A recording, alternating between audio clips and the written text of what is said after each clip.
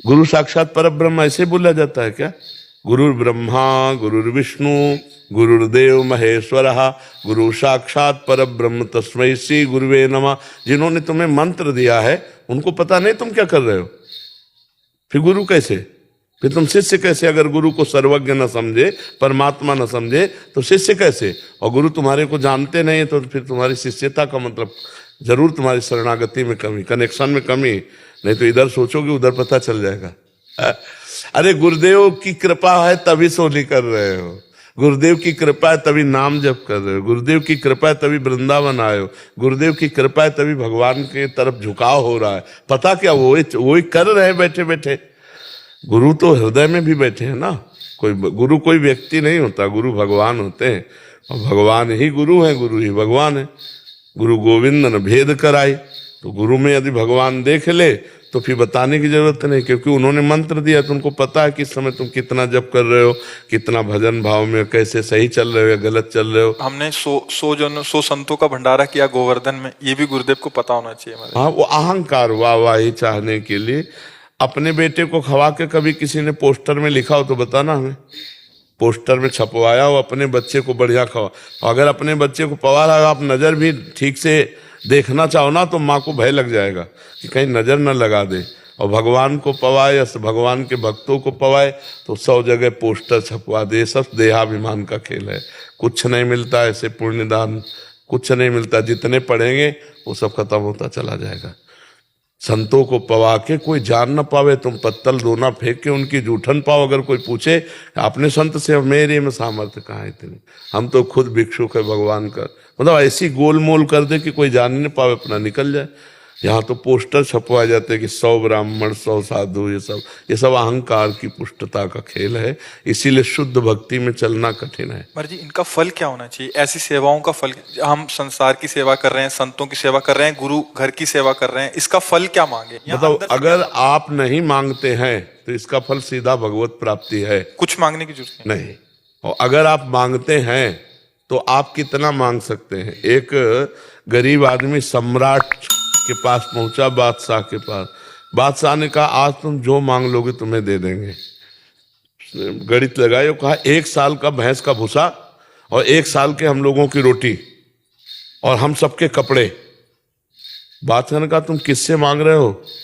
चक्रवर्ती सम्राट बादशाह से मांग। बोले हुजूर इससे ज्यादा मांगने की हमारी ताकत ही नहीं है।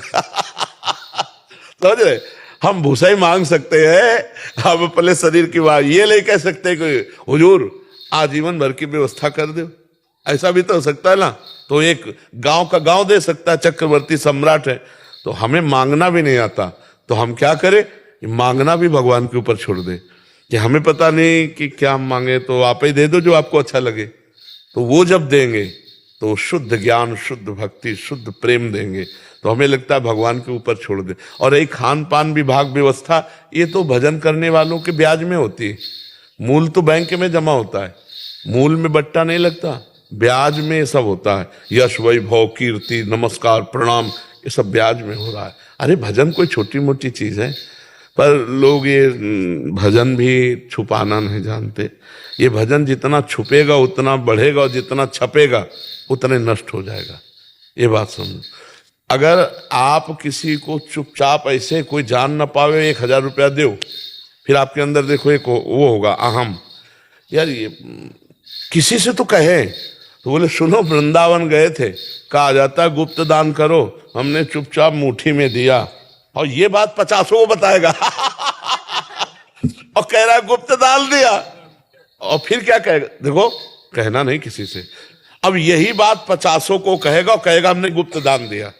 अब ये है मूर्खता कि गुप्त को स्वयं प्रकाशित कर रहा है। अपने जो पुण्य बल है, पुण्य बल और पाप दोनों कहने से क्षीण हो जाते हैं, पाप भी क्षीण हो जाते हैं। जैसे तुम्हारी कोई निंदा करने लगे, तुम सभा में, महाभागवतों की सभा में स्वीकार करो कि मेरे से, तो क्षीण हो जाएगा। ऐसे पुण्य स्वीकार कर लो तो वो क्षीण हो जाएगा। पर जी पुण्य भी ट्रांसफर हो जाएगा। और क्या, क्यों नहीं? अभी चाहो, अभी जिस समय दुर्वासा जी को सुदर्शन चक्र पीछा किए त्रिभुवन में कहीं शांति नहीं मिली, भगवान ने कहा अम्बरीश जी के पास जाओ, तो अम्बरीश जी ने तुरंत ट्रांसफर किया, कहा आज तक मैंने जो भगवत आराधना की है, आज तक मैंने जो ब्रह्म ऋषियों की आराधना की, संत महात्माओं की सेवा की, वो सब मैं दुर्वासा को देता हूँ, हे सुदर्शन चक्र आप शांत, तुरंत शांत हो गए। तो आप जैसे संत महात्मा है, अरे जाओ जाओ आनंदित रहो यार, प्रसन्न रहो। तो उनकी केवल बात ही नहीं है, उनकी धरोहर भी जा रही है आपके साथ, आप दर्शन कर रहे हो, संभाषण कर रहे हो, प्रश्न उत्तर कर रहे हो, आपके पाप नष्ट हो रहे हैं, उनके सुकृत आपके अंदर जा रहे हैं।